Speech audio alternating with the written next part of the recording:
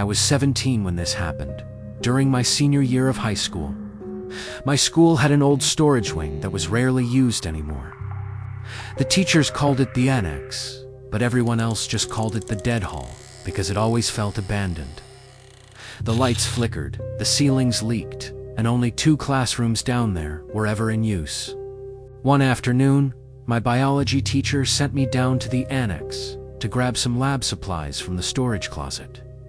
I didn't want to go alone, but refusing would only make me look like a coward, so I went.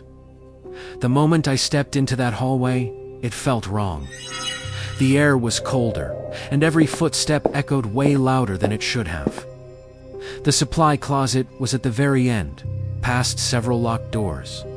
As I walked, I thought I heard another pair of footsteps trailing behind me. I spun around, but the hallway was empty. I tried to shake it off and hurried to the closet, digging through boxers for the supplies. That's when the overhead light went out with a loud pop.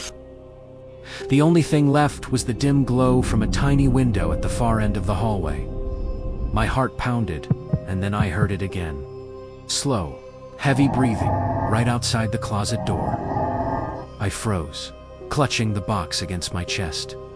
The breathing grew louder, closer. Then came the sound of fingers scratching against the metal door, dragging from top to bottom. I backed up into the corner, too scared to move. Suddenly, the handle began to rattle. Someone was trying to get in. I shoved the box onto the shelf and pressed my weight against the door, praying it would hold. The rattling stopped, and silence filled the air. For a few seconds, I thought maybe I imagined everything.